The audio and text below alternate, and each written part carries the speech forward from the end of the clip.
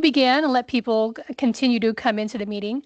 Again, I really want to thank you for your interest in Community Development Block Grants opportunities for 2026. Sincerely, your efforts make a very big difference for the state of Nebraska. Sincere thank you. We'll start off with a few housekeeping items. And those are the purposes and objectives of this meeting. So the CDBG application webinar is designed to provide applicants with guidance on requirements, procedures, and expectations for submitting a successful Community Development Block Grant application. The objective of this information is to help participants understand eligibility, application components, funding opportunities, and compliance requirements to improve the quality and competitiveness of a grant application. This presentation will use the chat feature to submit your questions, please. And the questions will be at the end of the presentation. We'll watch the entire presentation and then follow that with questions, but do not hesitate to put your questions in as the presentation goes forward. This event is being recorded and will be shared, and I will show you in just a moment where that will live on the website. And for that reason, as we are recording this, please ensure that your mic has a line through it, that it's crossed off, and that your mic is muted. Again, we are recording this and want to prevent any background interference. And again, you're familiar probably with the chat feature. Should you want to enter a chat, and I encourage you to do so, please click on the chat feature. Mine is at the top of my screen, and enter your comments or questions as we go forward in this presentation. Here we are, introductions. I am Gina Dose, joined by team members Nicole Bartles, Tom Stevens, and Chelsea Agenberger. We have a special guest speaker today, which is Haley Rose with the Nebraska State Historical Society. An overview of the CDBG program. The Housing and Community Development Act of 1974 allowed HUD to make grants under the Community Development Block Grant Program. And you often hear us say CDBG, and that's the acronym for Community Development Block Grants. The goal of CDBG is the development of viable communities by providing safe and sanitary housing, suitable living environment, and expanded economic opportunities. The primary objective is to strengthen and grow Nebraska communities through betterment programs and services. DED administers the role is to leverage state and local and private resources to come to assist building decent housing, suitable living environments, and expanded economic opportunities. The flow chart, how it all works. Our funding comes from HUD, Housing and Urban Development, and they issue grants to Department of Economic Development. That's us, DED. We're the grantee. We, in turn, offer grant opportunities that you can apply for, which allows that money to be provided to an UGLUG, or a local unit of government, and you are termed a subrecipient. The UGLUG carries out the procedures for that grant, and the vendors and contractors make it happen. So that's kind of the flow of how this works in a very 20,000-foot view. Application guidelines. That document, which I emailed you this morning if you were registered, or I emailed you how to locate that document, is updated annually around June 1st. And I think we hit that right on the mark this year. We put that on the website on June 1st. This is a handbook for how to apply for each CDBG opportunity. It's very important that you become very familiar with your grant opportunity, what is being asked, the categories. That document gives some great guidance, and you're going to spend some great time with that. The resources, that link right there shows you how to get to that resource. And that document is user-friendly. I start with the table of contents, and if you're looking at electronic version, certainly a Control F. This keyword search is of great assistance to you as well. And where does this live? This is the Community Development the DED website, and at the top, that arrow shows you the path to get to the guideline document. So I'm going to go opportunity.nebraska.gov, and down the path it's shown, and I see guidelines mentioned, and I'll talk about that for a moment. 2025 application guidelines will remain on the website until the end of June because they're still valid. The 2026 application guidelines is what we have just placed on there on June 1st. The 2025 application guideline webinar will be replaced with the recording of the event that's being held right now. So that will very soon turn to 2026 application guideline webinar. So if there's someone that missed this presentation or you want to share it with someone, that's what you would tell them to do. There's a CDBG companion guide. We'll talk about that in just a moment. Late yesterday, I asked the website individual to add the supplementary scoring explanation piece, and that will appear on this list as well. It is not there yet, but we'll see that very shortly. That's going to give you some additional guidance on the scoring of applications, and there's been some changes this year, so you're going to want to spend some good time looking at that document. But again, that should appear probably later today.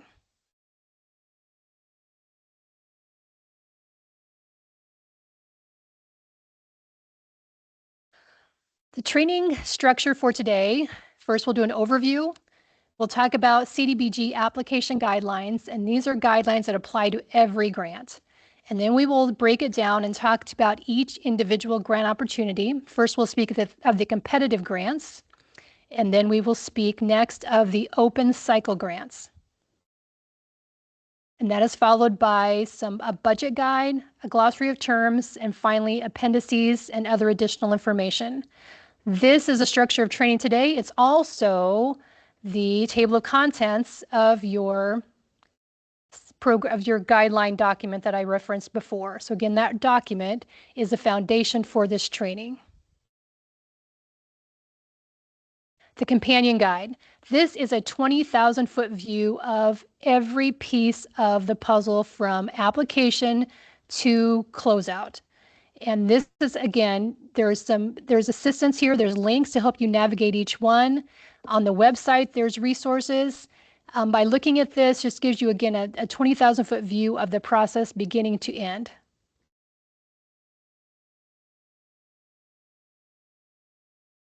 And as those of you who've worked in this program know that there's a lot of pieces to this puzzle. Making sure I didn't miss something. All right, DED policy and CDBG program. CDBG is a reimbursement program. So if you are awarded a grant, congratulations. So we are not handing you the grant funding and say, make choices about it. We reimburse according to what is submitted to us. So you submitted we call it a drawdown request for funding. And with that drawdown request, you provide us with payment source documentation to verify that the work done is eligible, including those expenses. So you have an invoice for work completed. You're going to submit that. It's not going to say we did some maintenance work on the building. It's going to tell me exactly what happened. How many windows did you put in?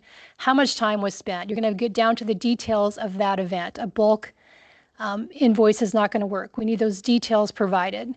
And also the payment of anything you submit for reimbursement has to have a payment attached to it, that it's been paid and that check has been canceled and the receipt has been made. So that source documentation is a very important part of our reimbursement program.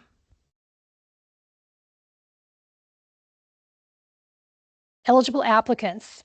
In Nebraska, every county or incorporated municipality not designated as an entitled community is eligible to apply for funding. So entitlement communities are not eligible to apply for CDBG funds.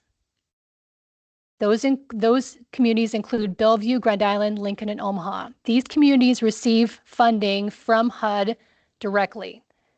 Every other community in Nebraska is eligible for funding under the state program, which is administered by DED.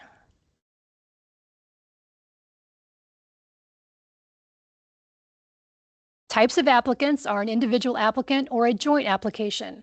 If you're an individual application, again, that's eligible for any municipality, can apply for or work within their corporate limits. So within the city limits of whatever community can apply for an individual grant opportunity.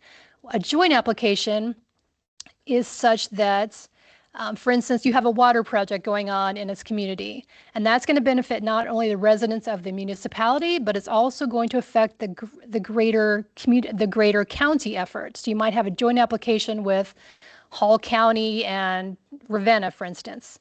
I'm sorry, that's Buffalo County. Anyway, you might have a joint application which combines two municipalities, two entities, a county and a city. National objectives. Every project or every activity that applies for CDBG funding must meet one of these three national objectives. The first one is benefit low and moderate income persons. The second is aid in the prevention of slum and blight. And finally, urgent need. Urgent need, note please that this is not currently in use. Circumstances that might bring it to use would be a community development having a particular urgency that the local government is unable to fund or find funding for. Not in use at this time. So it's not something we're going to discuss. I believe the last time it was in use was in 2019 during the flooding, but again, at this time, it's not being used. So let's talk a little bit more about each of those national objectives. So the LMI national objective can be achieved in one of three ways. The first is low, moderate income on an area basis.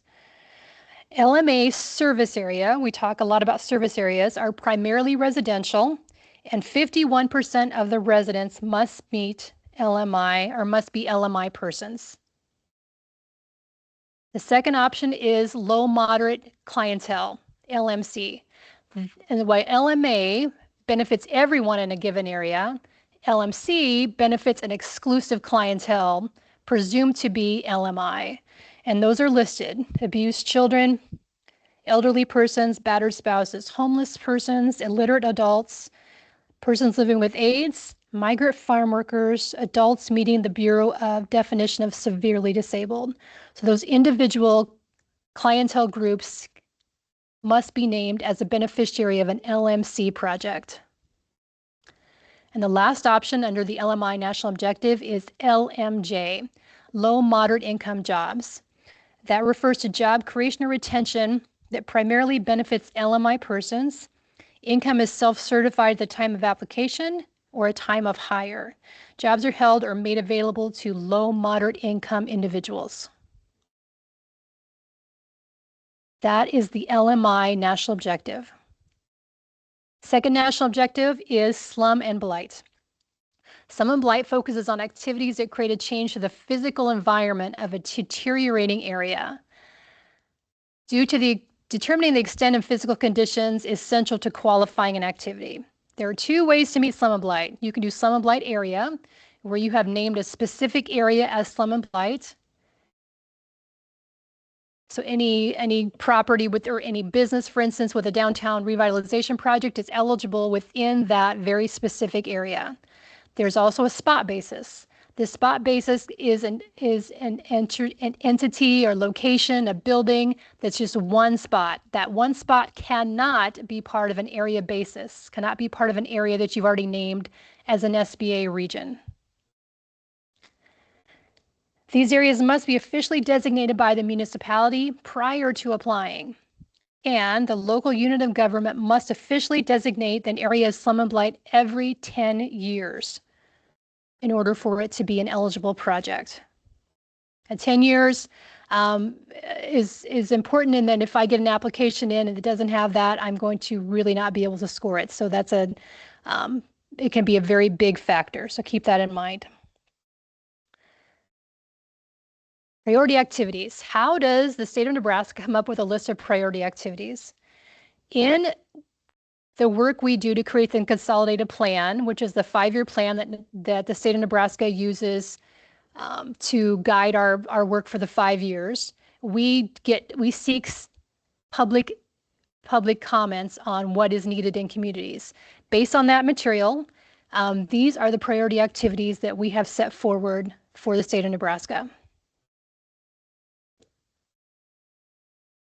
It's very important that you realize that these are priority activities. However, each individual grant opportunity we'll speak about momentarily has priority activities as well. So these are our priorities for the entire state. Each individual grant has its own priorities. So we'll speak about those in a moment, which is not to say you could apply for any of these, which you certainly may, but if it's not a priority of your grant, then you would not score very highly.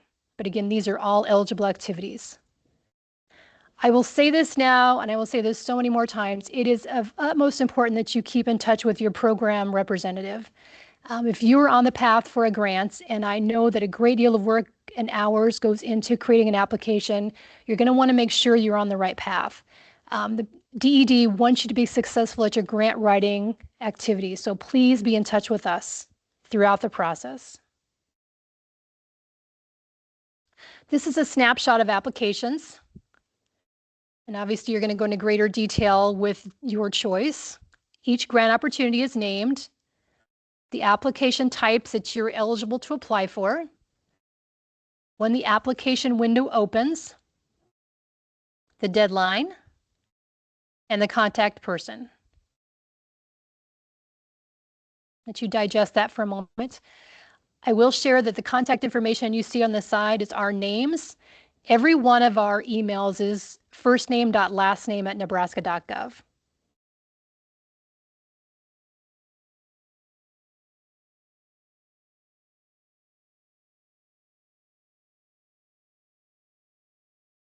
All right, how it works, again, bird's eye view. Applications come into the state of Nebraska, so it's now September 16th. Your work is completed, and now the work comes to us. So your application comes in, and we go through all the thresholds of compliance to make sure that it's eligible for scoring. Those qualified applications move to review teams. Applications are scored and ranked. Applications are recommended for an award. An announcement is made of awards, typically in the mid-November time range.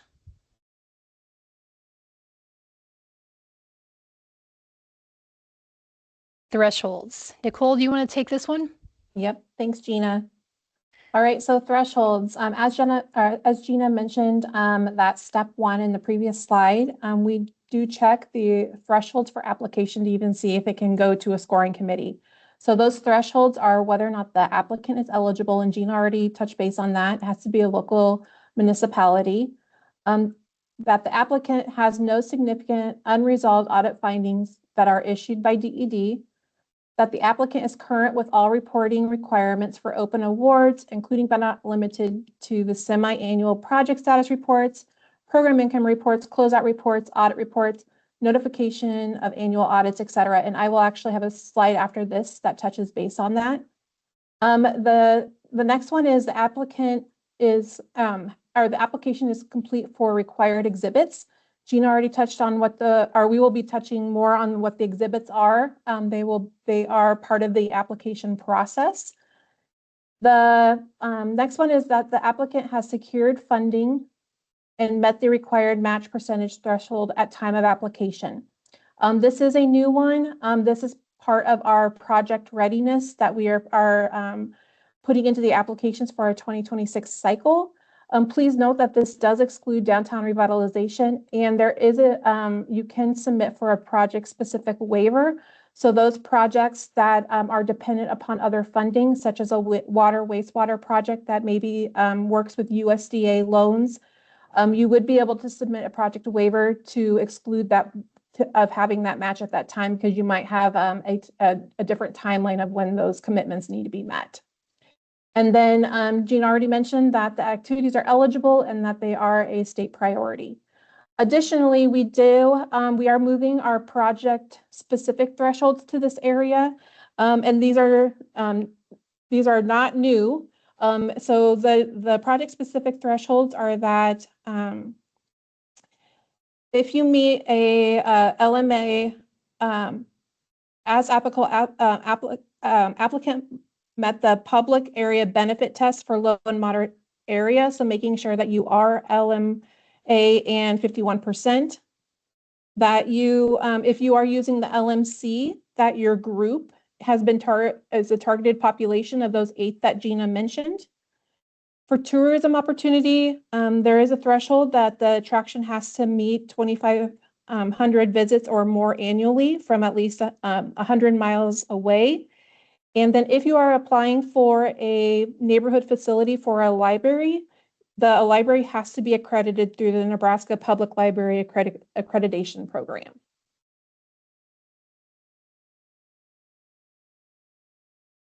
As I mentioned, we currently are still trying to close out some of our local program incomes. And so we have a list of 35 communities that are currently not in compliance with reporting deadlines or getting these funds out the door. So if you are a representative of these communities, we will be looking to see whether or not you've cleaned up your program income as part of the threshold for our 2026 applications. And if you have any questions about this, please reach out to Tom and we'll try to get your community off this chart or how to get you so that way you can be up to date and in compliance with our actual reporting requirement.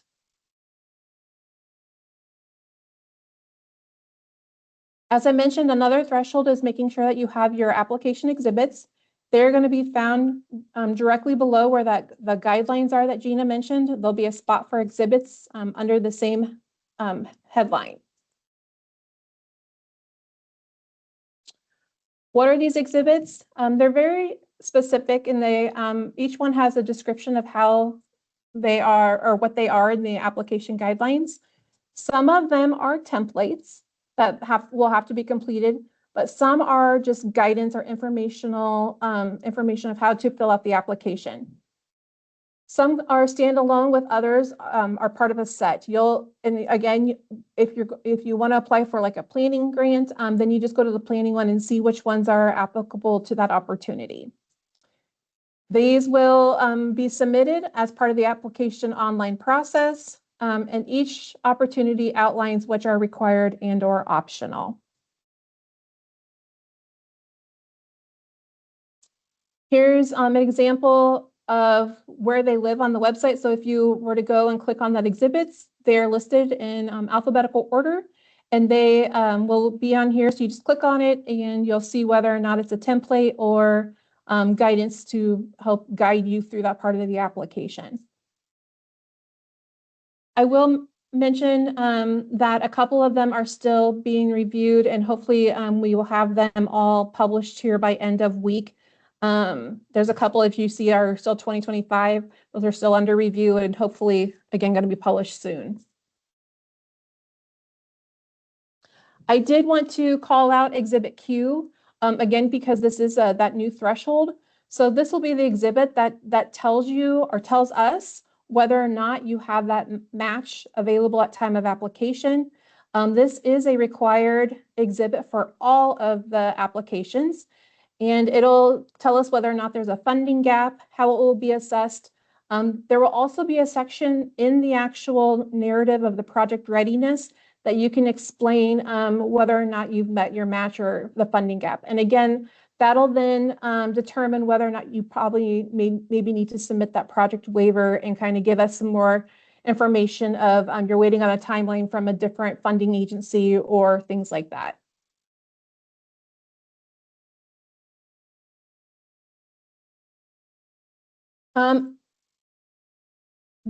We implemented this in our 2025 application and we did put it to use.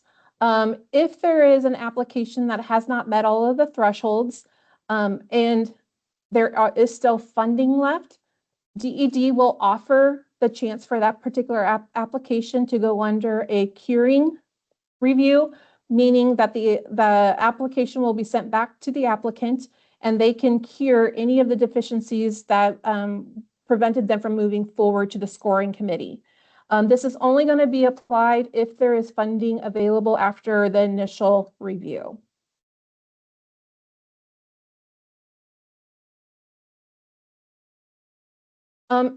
If we get to a point where we're getting close to reaching all of our funds or the funds that we have available, and there becomes a tiebreaker, we will award a priority applicant, and that means a local unit of government that has not been awarded a CDBG project in the last 5 years.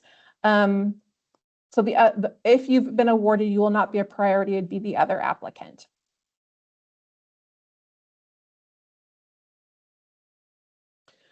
Scoring criteria, it'll be broken down into 5 sections.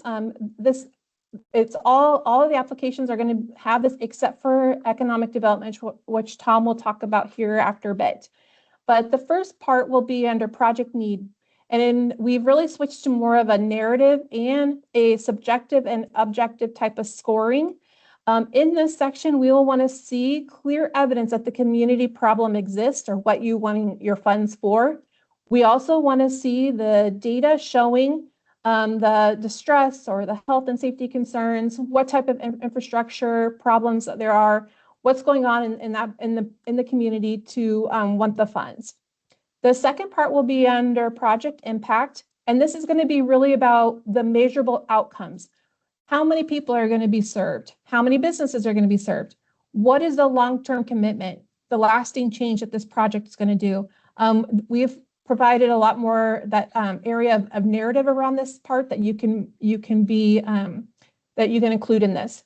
Gina mentioned that we will have a supplemental scoring explanation sheet. With that, there's a part like of a cost per beneficiary, how to explain like the LMC benefits, things like that. So you'll definitely want to take a look at that to use for your project impact section.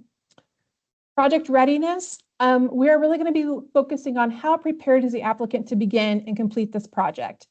We are, as a state, have been tasked by HUD to get our funds out the door quickly.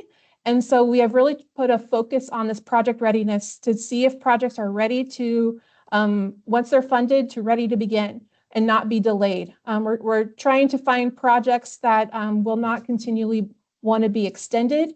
Year after year, we want the projects to start, fund them, be reimbursed, and move on. The fourth section will be on community support.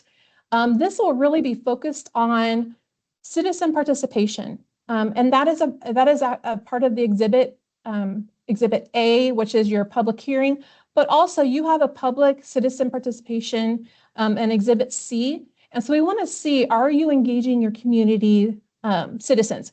Are they aware of your project you're doing? Do they know that you might use taxpayer funded dollars towards this project, or how are you going to fund it? And so we really want to see how you're engaging that community support. And finally, we'll have an achievement section. This is, if you're not familiar, DED does offer an economic development certified community or a DED leadership community certification for communities, either or. What those are really showing that the community has embraced economic development and have identified areas within their community for either leadership or projects or things like that. That certification process is separate from this opportunity, but we do use it to give you points within your application. We do have 2 additional achievements, and that is whether or not the community has an economic development organization or a CRA, which basically states that you as a community are have a team that's really working to develop community economic development goals. And then finally, with the passing of the Big Beautiful Bill, opportunity zones are something that is in that bill. So HUD has also provided guidance that we should include this as part of our scoring application. So if you are in an identified opportunity zone, and there is a link in the application, you will actually also receive extra points there. Those opportunity zones have been identified through census data, and then there is a map of what zip codes are actually in the opportunity zone. As I mentioned, we will be providing a supplementary scoring explanation for key responses. This will be very, very, very important for those that are applying for downtown revitalization, any public works and tourism projects. It'll give you more guidance on what the definition of residential in character is, how to figure out your cost per beneficiary, etc. It will be a separate document that'll be available. As Gina mentioned, it's been submitted to our IT department, but it hadn't yet been published to the website as of this morning. So hopefully by end of day.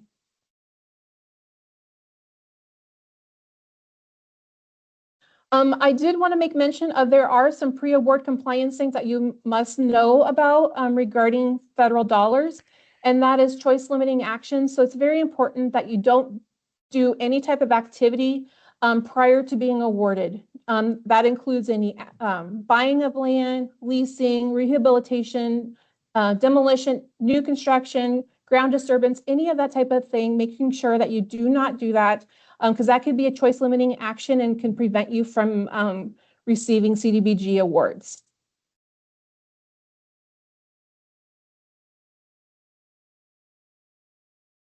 And then the other one I wanted to mention is conflict of interest.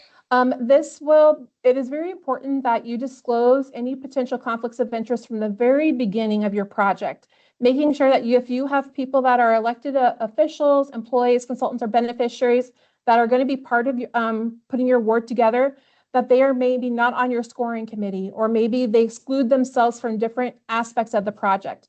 Conflict of interest is important. There will also be a procurement and code of conduct. That code of conduct will kind of give you some guidance that you can use to identify what those conflict of interest will be for that compliance aspect. If you are awarded with these federal dollars, there are additional requirements that are very important. Our agreement is usually 30 months. There will be a lot of reporting recommendations, and we'll help guide you through that. We do follow a lot of 2 CFR 200 requirements of the federal government. If it is a construction project, it will trigger labor standards, which includes Davis-Bacon and related acts. If we have any type of projects that require acquisition or relocation, there is steps that would have to be processed through those. We also don't want to displace anybody. So if you have a project that is looking to, again, acquire land and that person needs to be displaced, there's additional guidance that we'd want to provide you. Procurement is big. Making sure that you follow federal procurement per the 2 CFR 200 requirements is very important. All of our projects have to go through an environmental review. They are all have to follow Section 3. They have to follow equal opportunity, fair housing, and accessibility laws, the Build America, Buy America, BABA rules. And then we do have a continued use specific to CDBG, meaning that 5 years after the project, it has to remain in the same national objective that it's been identified as.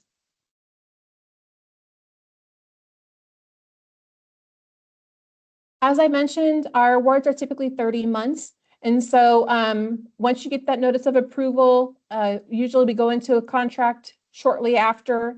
Then we really focus on environmental clearance and making sure that the project is ready to go. Then the project's carried out, and then we proceed to close out. And so that's kind of the simple, or the, like Gina said, bird's eye view of how the award gets implemented by the local unit of government. Excellent. So DED has reviewed our allocation and made the following determinations for grant funding for 2026. That includes downtown revitalization, planning, public works facilities, I should say, public works infrastructure, economic development, and tourism development. And we'll speak about each of these individually. I am Gina Dose. I'm the program representative for Downtown Revitalization. Downtown Revitalization's purpose is to leverage investments to contribute to the revitalization or redevelopment of downtown infrastructure and create a creative capacity for continued growth, addressing health and safety concerns. The application is due September 15th at 11:59 p.m. Eligible applicants are incorporated municipalities. National objectives are LMI, and that can be LMI using LMA and LMC, limited clientele, or slum and blight, and that's a slum and blight area or slum and blight spot basis. And we know how important the down or community is to, especially rural Nebraska and even bigger communities. But how your downtown appears to the people driving through has a great impact on the perception of your community. And we talk a lot in downtown revitalization about the slum and blight area. Again, that's affecting the physical environment. So what people see and the impression that leaves with people for your community. This is a slide, includes the basics of the CDBG grant. Minimum project cost $250, maximum you can apply for is $400. Local matching funds, 25% of local costs. This does not include general administration and construction management. The 25% in a DTR project a lot of times comes from participating businesses, or there might be a community development group within each community that will pick up those expenses. So again, matches can come from different areas, but 25% is the requirement. General administration, you can apply for up to $25,000 and construction management up to $10,000. On the left, it says eligible activities. Each of these are eligible. Facilities and infrastructure, including streets, sidewalks, storm sewers, etc. Commercial rehabilitation, facade improvements, addressing energy efficiency, acquisition clearance, lead-based paint, correction of code violations, and historic restoration. Ineligible, highly important, is repairing or operating or maintaining an eligible facility or infrastructure. In fact, it's probably important before you submit your application that you do a search for the word repair or maintain, because those are not words that we're going to do in a CDBG DTR grant. So we're not repairing anything. Eligible activities, this is very specific to DTR. We just spoke in the previous slide that all of those activities we named are eligible, and yes, they are. Each activity that is going to take place is going to take place within the designated downtown area. So that you might have had a study on your entire town, which is great, but for this area for a downtown must be a specific downtown area. And it's very important, this, I should say, is at least 50% of DTR funding must support commercial rehabilitation.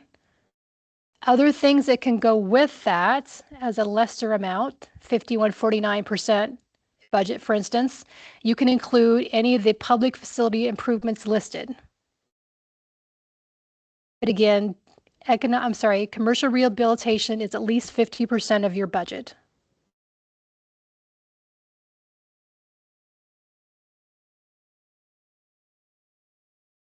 Further on DTR, vacant and unoccupied buildings are only eligible if a contract or MOU is in place that the building will be occupied once renovations have occurred.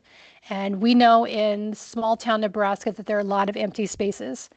The only beneficiary for a DTR project is a business. So we cannot revamp or help with a business bring it up, so to speak, unless there's a business associated with it.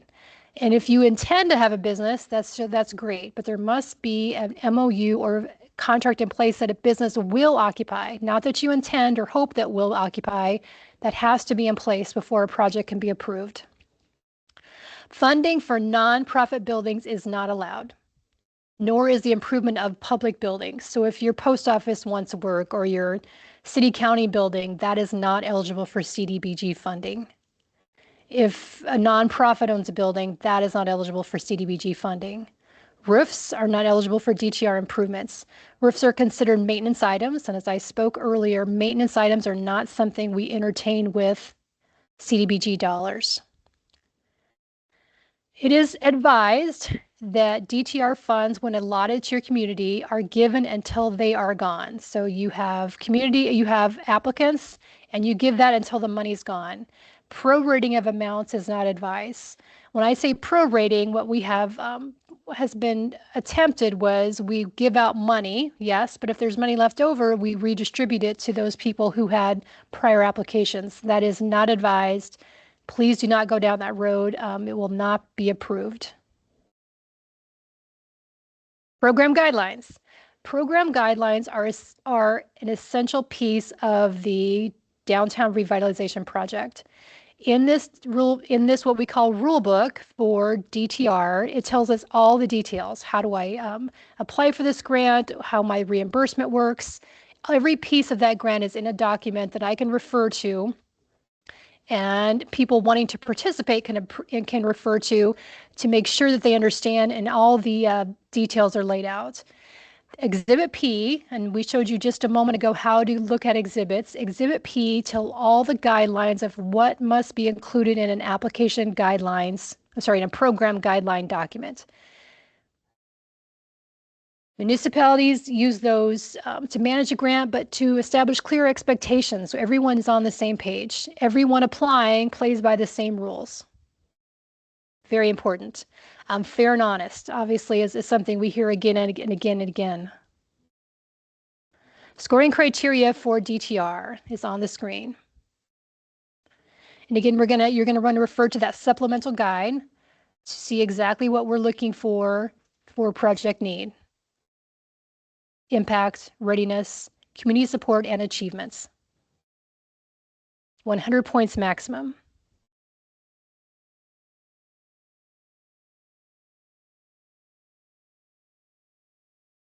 Go ahead.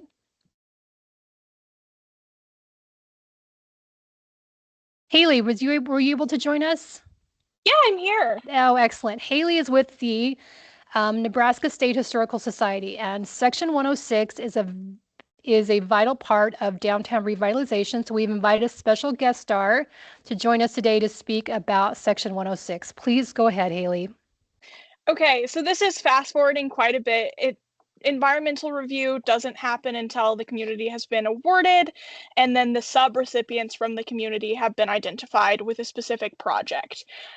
So I work with usually an economic development district, the city, as well as the project proponent. So what is Section 106? Section 106 is a subpart of the National Historic Preservation Act passed in 1966, which makes sure that the federal government takes into account its impact on all historic properties. So any project that receives federal funding, is on federal land, or has a federal license or permit has to do Section 106 review. In this case, because NDED has received money from HUD, which they're subgranting to the community and then to local businesses, our office has to review all of that work. This is not intended to be a scary process at all, but it is important to note that once you've been awarded money, an owner cannot just do whatever they want with this money. It has to meet the Secretary of the Interior standards for rehabilitation. So that means if you have wood windows, you can't replace them with vinyl windows on a property which is historic. It's not saying that none of this work can happen. It's just that there are specific material requirements that will have to be used, and our office is happy to guide those. So once our office has received the notification of the undertaking or the project that's proposed within your community, we assess if the building is eligible for the National Register of Historic Places or is historic. For something to be historic, it needs to be 50 years or older and then have some level of significance, which I'm happy to talk about further with any communities who have those questions.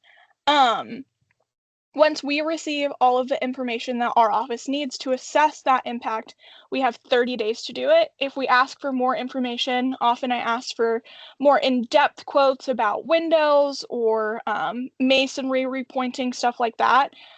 We get 30 more days from the receipt of that information. The more in-depth the proponent has gone into what type of work they want is not only helpful for us, but it's also helpful for when you go to your reimbursement. Since Gina said previously, she likes to know how many windows were replaced and stuff like that. Our office also likes to know that information. Section 106 encourages but does not mandate preservation, although the way that the CDBG program has been run previously does not allow for adverse effects.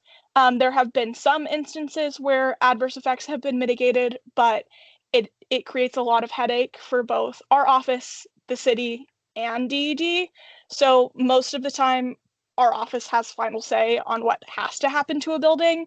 If we have one of these larger issues where what needs to happen with a building cannot happen and still follow preservation, we can talk as the three consulting parties about how to move forward with that project. But most frequently, the say usually ends with our office.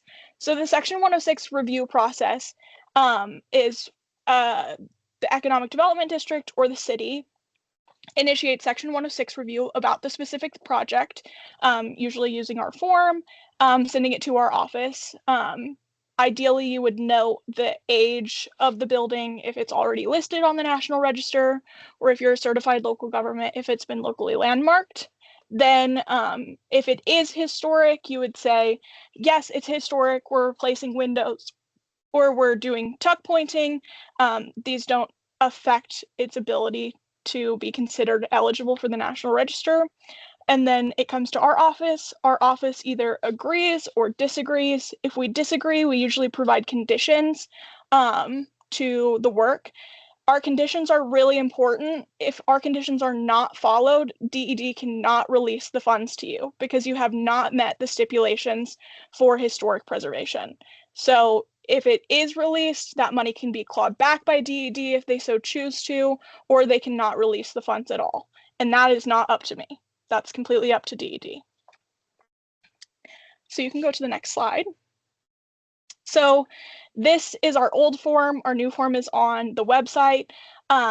Usually federal agencies submit these to us, but considering how CDBG works, it's usually either an economic development district that submits them to us or the city.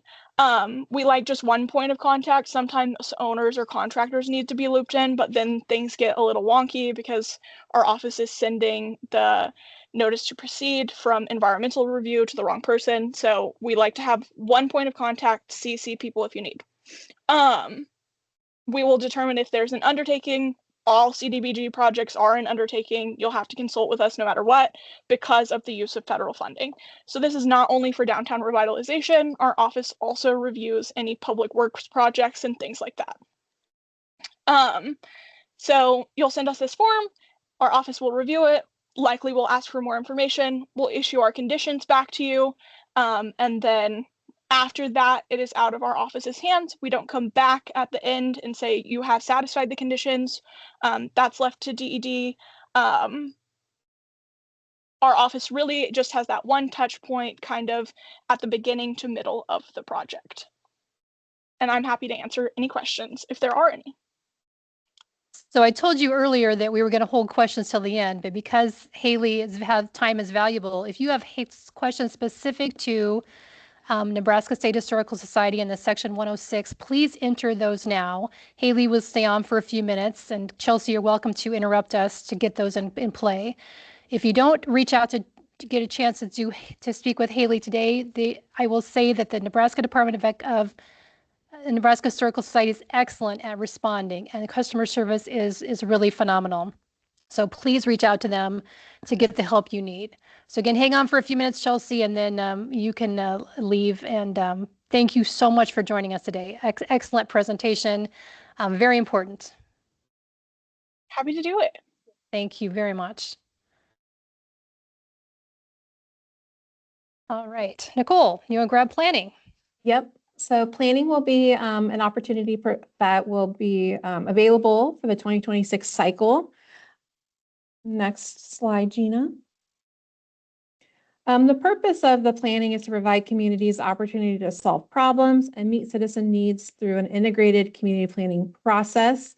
That could include a strategic planning, comprehensive plan, ADA plan, anything like that. And the application cycle, these are in the competitive cycle, they will be due September 15th. The eligible applicant is either the municipality or a county.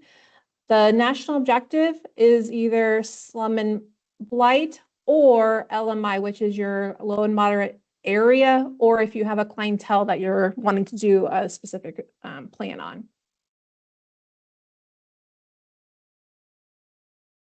The max for planning is going to be 50,000 with a minimal at 20,000. There is, if you have a joint with a county, that you can have it increased to 70,000. The local match for planning is tiered based off of villages, second-class cities, first-class city, and multiple jurisdictions. There is the 10% of CDBG costs not to extend 3,000 for general admin. So again, I mentioned this could be a comprehensive plan, a downtown revitalization plan, environmental or sustainability infrastructure, community or regional economic development plan, land use, zoning, Main Street improvement district, et cetera. What is not eligible is anything that is engineering or architectural or design. So if you're wanting to design something for your community center, this is not a funding opportunity for that. We will not award anything that is specific to workings or drawings of a specific building or activity.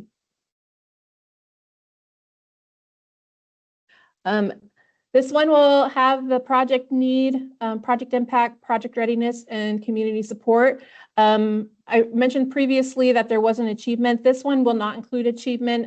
The scoring for planning is very simplified.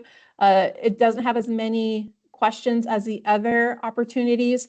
So it's fairly, I would say, simple, but again, just trying to address these four components of the scoring.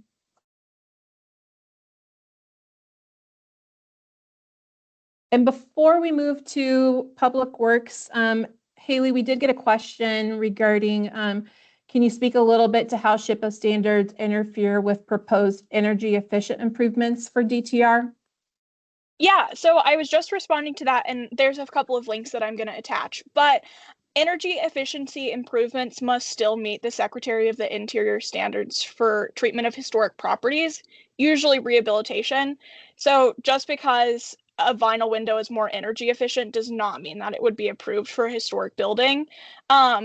Preservation pushes back pretty hard on modern materials are more energy efficient.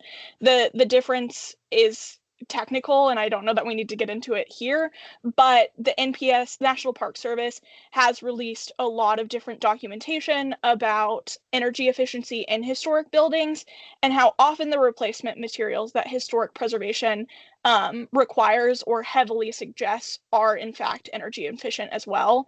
DTR also is usually for exterior facade work, and most energy efficiency measures are furring out interior walls and things like that.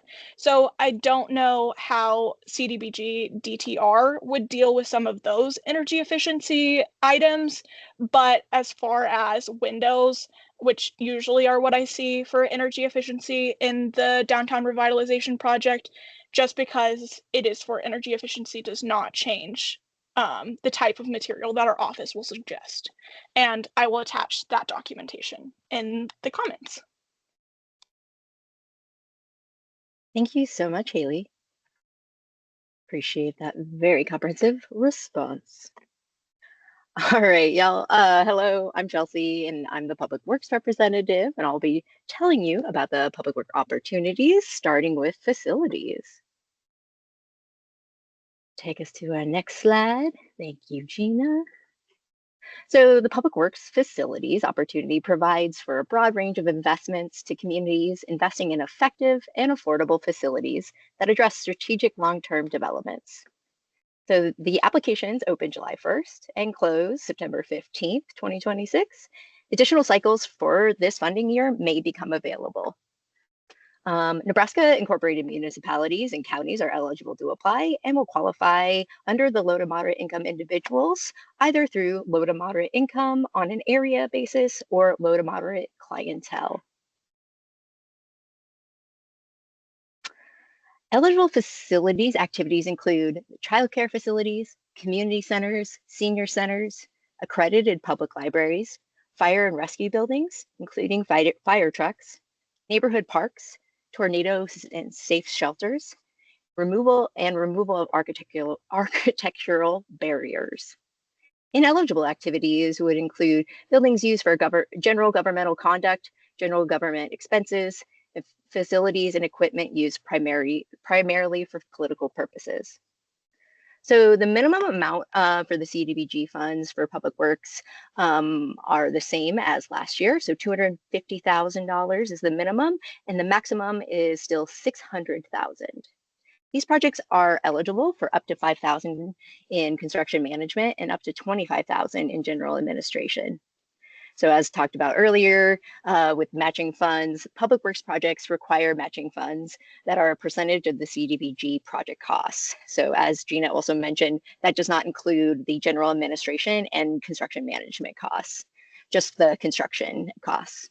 So 10% for villages, 20% for second class cities, 25% for counties, 30% for first class cities, and those multi-jurisdictional match is determined by the classification of the applicant. So here is that breakdown of the scoring criteria for public works. As was noted, there's some big changes this year that includes additional guidance for each scoring criteria. So please see the breakdown points awarded in each section provided in the application guidelines and in that 2026 supplementary scoring explanations that will be coming out soon. Some items to be addressed in the facility specific applications include addressing user fees for facility use. And then if the project is applying for a neighborhood facility library, as noted before, that must be an accredited library through the Nebraska Public Library Accreditation Program.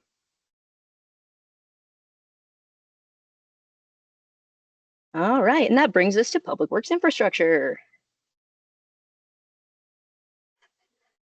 So the public works infrastructure opportunity provides for those broad range of investments to communities investing in effective and affordable infrastructure that address strategic long-term developments.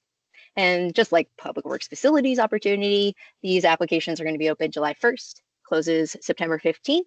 And then again, additional cycles may become available after that for this funding year. Nebraska incorporated municipalities and counties are eligible. And again, the national objective, you can use LMA or LMC. So those eligible infrastructure activities would include street improvements, sidewalk improvements, drainage improvements, removal of architectural barriers, and water and wastewater projects. Ineligible activities do include those projects that do not serve an area that is considered residential in character. Any expenses associated with repair, operation, or maintenance of facilities and improvement and services are not eligible. And applications submitted solely for reducing user fees or for possible cost overruns would also not be considered for funding. Again, the minimum here is 250,000. The maximum is 600,000, and also eligible for the 25,000 or up to 25,000 in general administration and 5,000 in construction management. Public works projects require matching funds, as noted before, and I do want to note that the matching funds can include public funds, private funds, or in-kind services. So that could be materials, labor, or other items that are directly related to the project. But if you are considering the in-kind services, we really would recommend that you consult with DED prior to submitting the application, because those are considered on a case-to-case basis. And we'd be happy to chat with you about that and set you up for success. And then our scoring criteria. So here's that breakdown. Looks very similar to the facilities breakdown. And I want to stress again to please refer to those new guidelines that we are providing for the supplementary scoring explanations. And just to address a few things that are specific to infrastructure within that, want to identify that addressing how the project meets residential in character is going to be fundamental for eligibility. And for anyone looking to apply for a water project or wastewater projects, you'll need to provide some additional information, including estimated user fees, details regarding construction activities, ownership and maintenance of the system, residential users, and any direct benefits to the residential property, relevant maps of the service area, realistic schedules for project completion, completed benchmarks such as anything that has been done prior to application, like a preliminary engineering report or testing reports, and secured matching funds.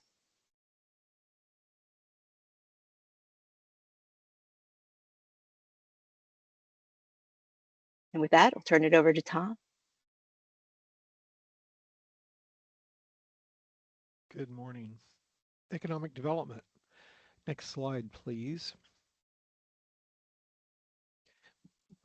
Economic development grants assist businesses, this could be for-profit or nonprofits, that primarily benefit low to moderate income people in the form of jobs, which is LMJ, on an area basis, LMA, or limited clientele for special needs persons. It's an open cycle, so it means it can apply all year long. And the essential step is a pre-application, which will basically filter out or let us examine the business as eligible or not. Next slide, please. So the biggest change from the past would be the maximum project size can be 500,000. It's down from $1 million. The minimum did change. It's now allows for up to 3 full-time employees at 105,000.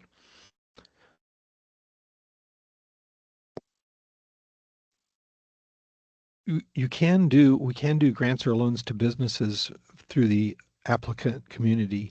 However, we also are looking at infrastructure projects that basically would be the applicant community being benefited, but also a benefited business would agree typically to create jobs that the infrastructure project would facilitate. Next slide. And as always, we've had this same, there's no gaming operations, no agricultural enterprises, no rolling stock, trucking, and retail businesses are prohibited from being a grant recipient here. Next slide.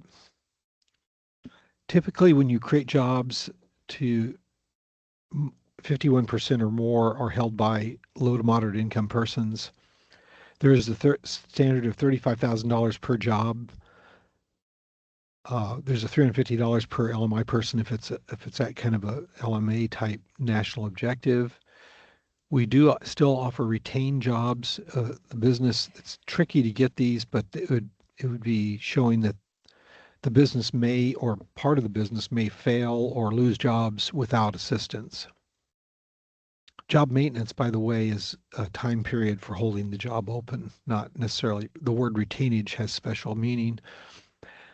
Businesses do, during the time of interviewing a job applicant, they would document the status of that individual in an employee certification form, and then that surveys or allows for us to decide if the applicant or the receiving the job is LMI or not.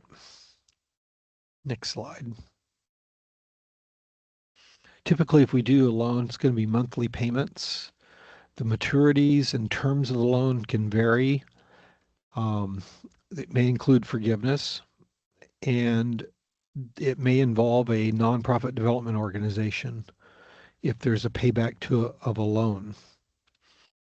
That is all still up for discussion and negotiation when we find an eligible project. Next slide. Scoring criteria, again, it's fairly straightforward, and a lot of the criteria is met at the time of pre-application.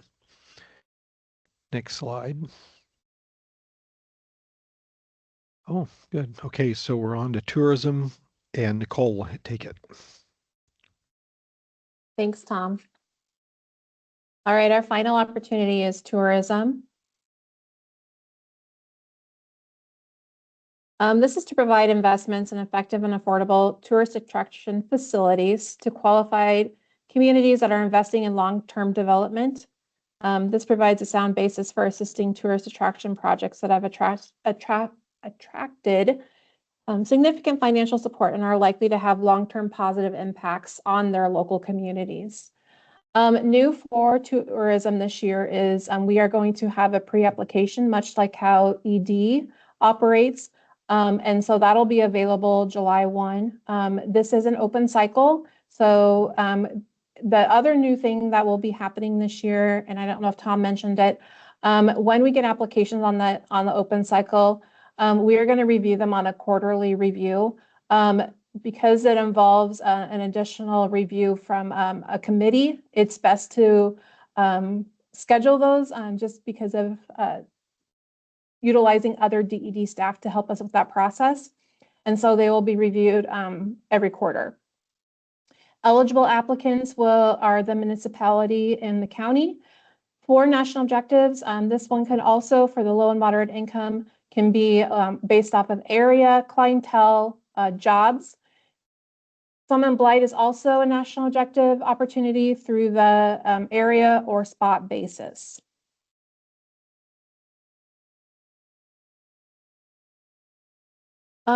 Eligible activities, a lot of these do fall under the neighborhood facilities, as kind of what Chelsea has already mentioned, but more focus on the facilities that do again draw that tourism aspect. And the threshold that I've mentioned prior is that you have to be able to display that 2,500 people or visits are made annually to this destination from at least 100 miles away. Much like the ED one, this one also has ineligible activities of retail and operations. So we will not fund any gas station, lodging, rest areas, gift shops, restaurants, anything like that. Those are ineligible. This more focuses again on that neighborhood facility, which is either a convention center, if you have a cultural historical center, if you have a museum, if you have a theater, things like that. Those are more of the focus of the tourism development opportunity. Additionally, we did take feedback regarding construction management, and you probably see the asterisk of, behind the 5,000, meaning we recognize that some of the projects that do have a lot of subs, meaning subcontractors to the prime contractor, require a lot more overview of Davis-Bacon.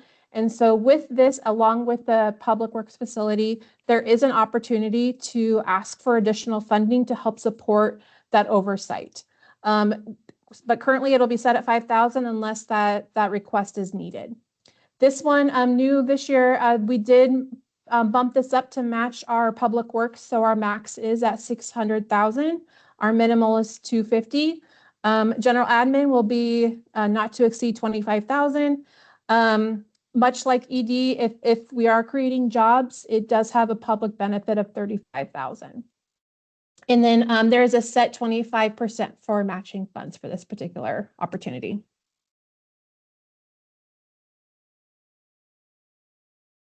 Much like the other ones, as you can see, the consistency throughout the scoring this year is going to be based off of those 5 components: project need, project impact, project readiness, community support, and achievements.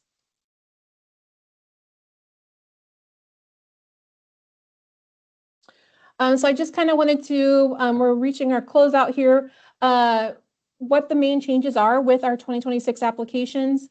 We did, in the guidelines, you'll see add an application amendment section, meaning that if an application comes in and it's already been scored and it's going through the process, and then all of a sudden the scope of work or the beneficiaries completely change, we will now have a process to amend those applications, much like how if you are awarded. Reason being is that because it has to technically go back through the scoring criteria again, because what it was originally scored on, if it's changed if the scope of service is completely changed, then we have to rescore it. The other updates, we've already went through them, are the application thresholds and identifying those project specific thresholds in the section. There was only one new additional threshold this year, which has to do with that required match. There have been, as we mentioned throughout this presentation, significant changes to the opportunity scoring criteria, so please review that. Tourism development increased from 450 to 600, and also the pre-application has been added. ED, we've decreased the max threshold to 500,000 and the minimal threshold to 105, so that way it can incorporate those 3 jobs as Tom mentioned. And then finally, tourism and ED applications will be scored on a quarterly review. Where to apply? So on our application website, please review the application there at the one where that arrow was just pointing to. If you click on that, if you move to the next slide, Gina, you will see this. If the opportunity is open to apply, it'll have the apply now. As you can see, currently we only have economic and tourism available to apply to because they are still open until June 30 of 2026. Our new program year will not start until July 1. So we will not be able to, the apply now button will not be there until that date.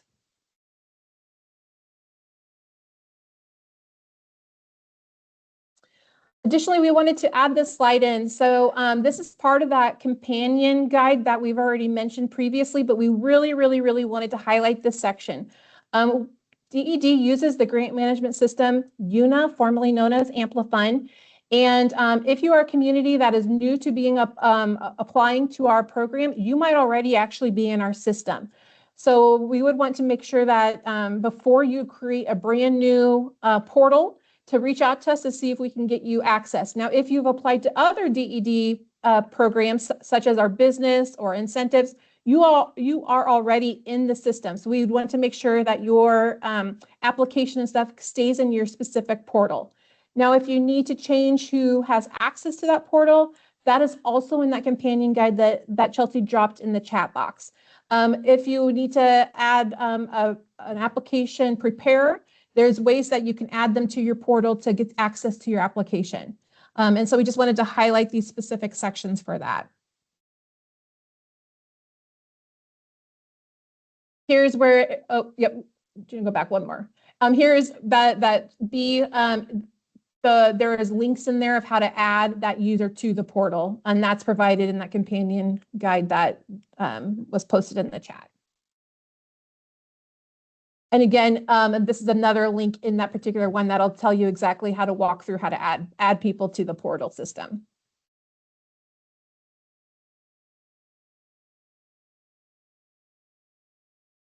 All right, now it's time to open up for questions. I know that I've been answering some of the questions that have been submitted here. And so I know one of the questions was whether or not the slides will be posted. We will post the recording and slides after this presentation. Another question was if a business has a long-term lease for the city or a building, are they able to participate? And I replied, that kind of varies. There's a lot of variables to consider, whether who's the identified beneficiary, what is the eligible work, where the funding's coming from, et cetera. So there's a lot of questions that would have to be answered before we could give you specific answer on that, David. So please reach out to Gina if you have questions regarding that. And then Haley already responded to the energy efficiency standards. And then there's a question regarding a village, if they wanted to apply, would it be reasonable for them to apply for 600,000? And that would all depend on whether or not they can secure matching funds, because that is the requirement at the time of application. So if they have the funds, they're more than willing to go for the full amount. If they are unable to secure those matching funds, then maybe a smaller grant opportunity would be a better use of what they want to apply for. Achievements, as mentioned, achievements include 2 of our certification programs here at DED, our EDCC and LCC leadership. And then also you will get points if you have an economic development organization within the community or a group similar to that.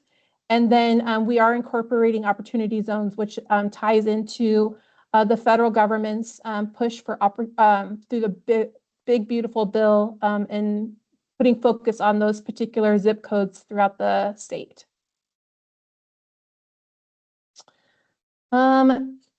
Can the request for additional CM funds be included for DTR as well?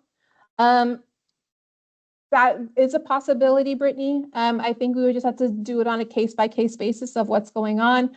The reason why we have to put a cap on a lot of the construction management or a lot of the admin is because HUD puts a cap on us.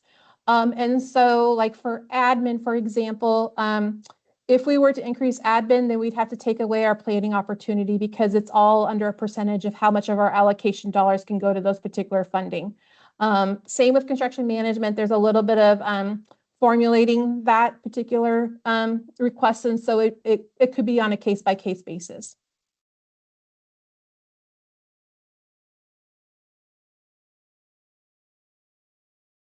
Let's see. Jeff asked about the opportunity zones.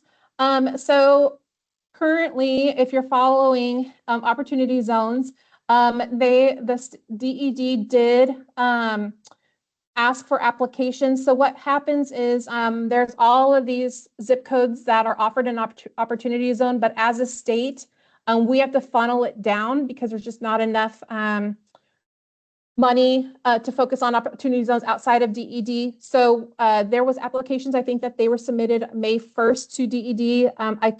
I do not recall when those will be announced, but they're going to narrow down those opportunity zones areas.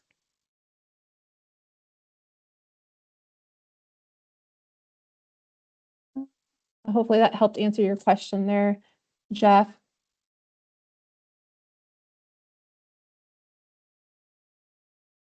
And that opportunity zone, that actually is through a CPD notice from HUD. So we can provide that for you, Jeff, on how they want to. Right now, again, we're not really using it as a scoring criteria, and that's why it's currently in our achievement, because it's still, I don't know exactly what all of the different zip codes are going to be eventually, but we'll use what they have identified as our opportunity zone bonus points. There was a question on Tom Bliss on how do you identify in-kind forced labor when you're completing Exhibit Q. There is actually, David, really great guidance on Exhibit Q of how to do that. There is a specific section that says non-cash. And so in that particular section of the application, you'll be able to provide a letter or what your in-kind proposal is for that particular match of the project. So review Exhibit Q, and it provides great guidance. And actually, I think that might be one that should be getting uploaded here by end of day. So maybe it doesn't have the guidance specifically. It's been submitted to IT, but hopefully it'll be published here shortly. Let's see if I got all those.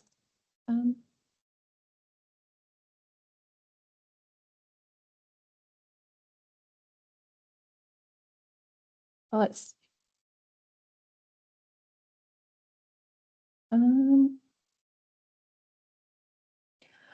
yeah, again, I don't know when the opportunity zones will be announced. I don't know if, for those of you that applied, if you have any idea if they gave you a timeline. I'm not particularly sure on that.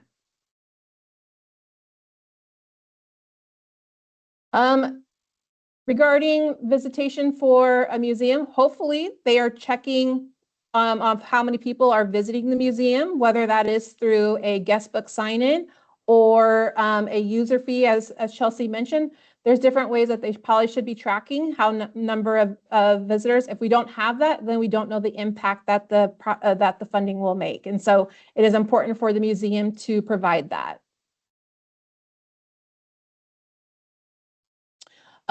There was one on whether a roof will still be allowed under DTR if there is a documented code violation.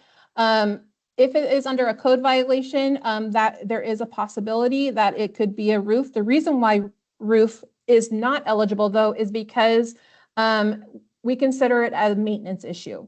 A roof, if you don't take care of the maintenance of a roof, then it will leak. And so then maintenance is ineligible for CDBG. Now, if it's tied to a code violation, there is a possibility for that, but we would have to see the documentation of the code violation.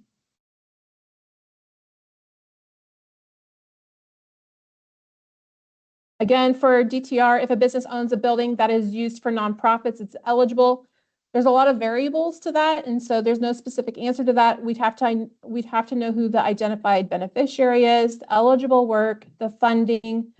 Please reach out to Gina if you have a business in particular you're wanting to talk about, and we will walk you through that eligibility. And then regarding secured match, yes, a letter will do if they are providing that as their secured, if they're getting a loan through the local bank, just have the bank provide a letter, and that can be updated as part of Exhibit Q. Great. Team, is there any other ones that I missed or anything else? I don't think so. Well, let me say we're going to hang on here a few more minutes if you do have additional questions. Obviously, we left ample time for question and answer period in this presentation, so we'll hang on another 5 minutes if there's anyone else. Go ahead. Yep, will you go forward? We have one more slide real quick. So I did want to just quick mention what's next for our team. We are still accepting public comment for our annual action plan. It'll be due, or we are closing the public comment on June 15th. Our awards will open July 1 for the new program year. We are currently working through our next CDBG Connect call series, and it'll be how to submit a payment request. We're hopefully going to be providing that by the end of the month. And then those of you that are interested in learning more about CDBG, we do have a training, and those dates are September 29th, 30th, and October 1st here at the Fallbrook office. And finally, we have one more slide that provides our contact information. So if you have any questions specific to the opportunity, please reach out to us. If you have anything regarding planning or tourism, I'm your contact, Nicole Bartles. Gina's for DTR, Tom is for economic development, and Chelsea would be for your public works questions.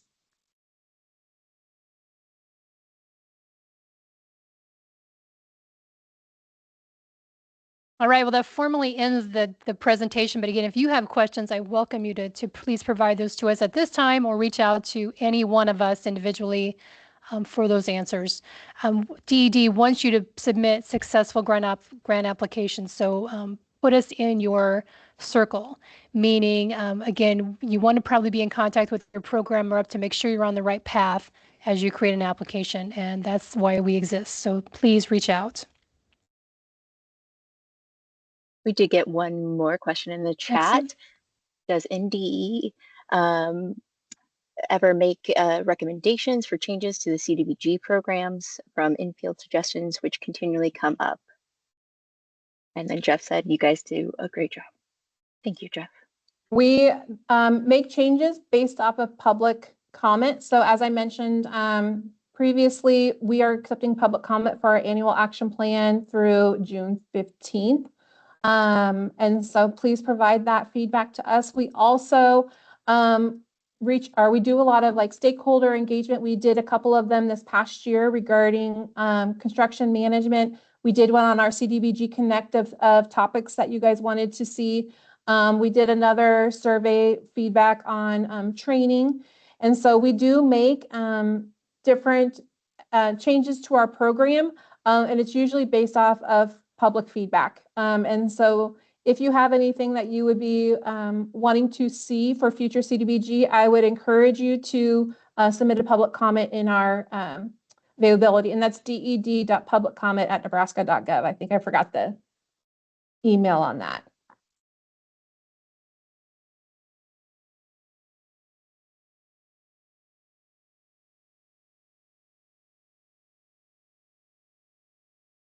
We got another question in the chat. Can multiple CDBG grant applications be submitted simultaneously?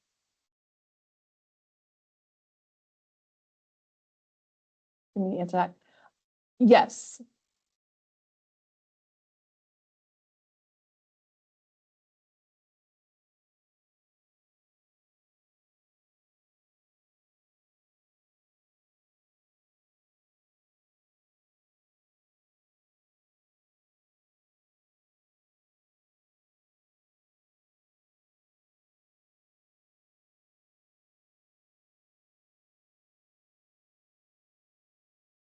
If I'll just go ahead and throw in some additional comments on that last question. Yes, while you can apply for more than one CDBG grant opportunity, I would encourage you to think about your community's capacity to navigate if you were to be awarded multiple grants at a time. So something to consider when you're filling out the project readiness section of your application, but something to consider since we know that it does take a lot of time on behalf of the communities that are not only applying, but then get awarded to. And so just consider the capacity if you were to get awarded all of the applications in which you submit.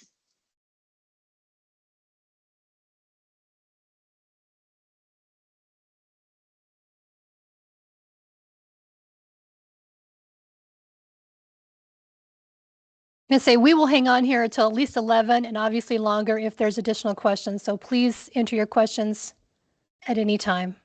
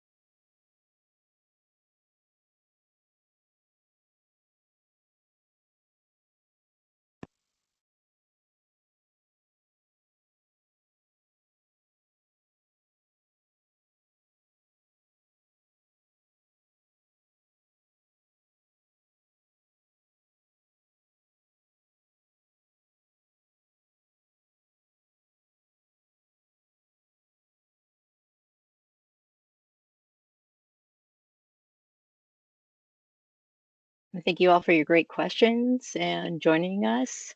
And thank you for the kind words in the chat as well.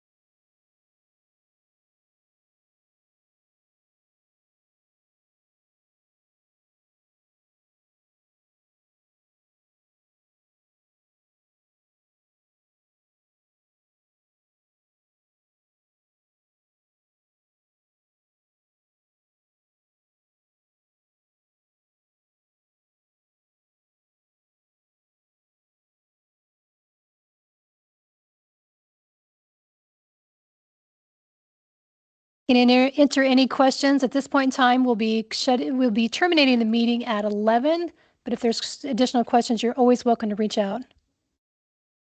Does OOR, a question, have a remote chance of being back on for funding consideration? Nicole, do you want to take that? So we review it every year at this time. We will not offer it in our 2026. Again, we'll reevaluate it every year. This is a question that has been brought up in our public comment, so we will be responding to that in our annual action plan as well. And then we'll continue to review it yearly or annually.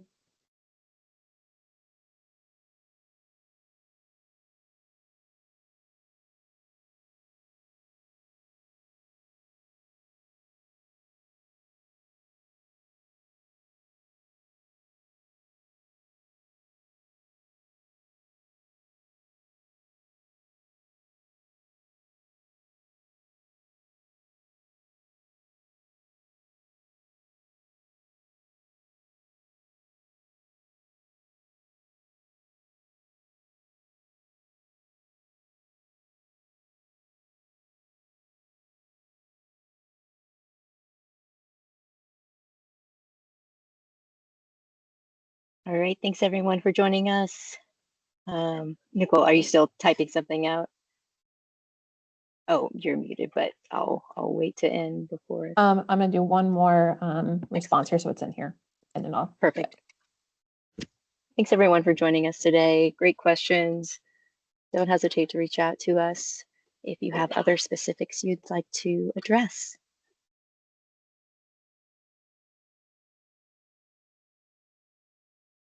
All right. Thank you for your feedback, everyone. Have a good one.